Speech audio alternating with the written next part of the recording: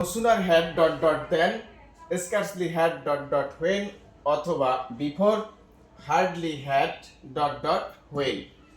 এটা দ্বারা বলতো যে কোনো কাজ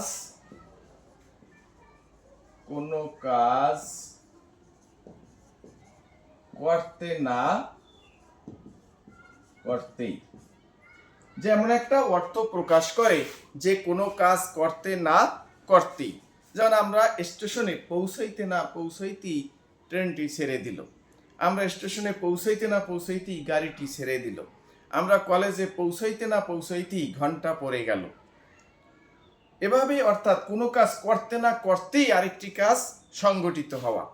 এখন সেক্ষেত্রে এগুলি ব্যবহার করা হয় এমন অর্থ প্রকাশ করতে, যেমন dash we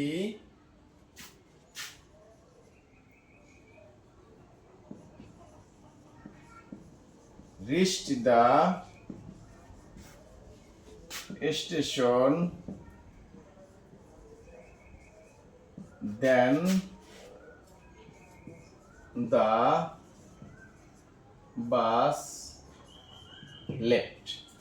Thus we reached the station then the bus left. যে আমরা স্টেশনে পৌঁছাইতে না পৌঁছাইতেই বাসটি ছেড়ে গেল। এখন তাহলে বসবে কি, যে no sooner had we reached the station, আমরা স্টেশনে পৌঁছাইতে না পৌঁছাইতেই then the bus left, বাসটি ছেড়ে গেল।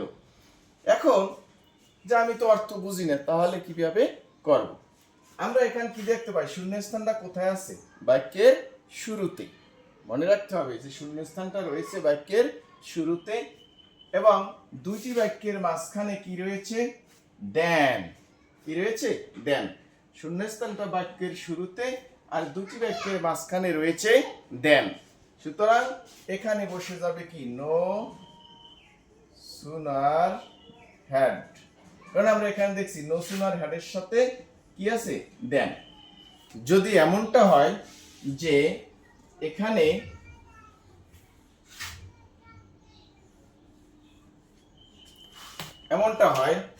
এখানে শূন্যস্থান রয়েছে, এখানে আছে when, এখানে কি রয়েছে? when। তাহলে আমি দেখতে পাই শূন্যস্থানটি রয়েছে বাক্যের শুরুতে, কিন্তু দুটি বাক্যের মাঝখানে কি রয়েছে? when। মাঝখানে কি রয়েছে? when। তাহলে এখানে কি বসতে পারে? scarcely had অথবা hardly had। এখন প্রশ্ন হচ্ছে যে scarcely had hardly had দুইটাই যখন বসবে, তাহলে আমি কোনটা বসাবো? বক্সে যেটা থাকবে সেইটা বসাবো। কারণ যদি বক্সে scarcely had থাকে, তাহলে আমি দুই শূন্যস্থান শুরুতে, দুই বাক্যের মাঝখানে when, তাহলে scarcely had বসাবো। যদি hardly had থাকে, শূন্যস্থান শুরুতে, দুই বাক্যের মাঝখানে when, তাহলে এখানে hardly had বসাবো।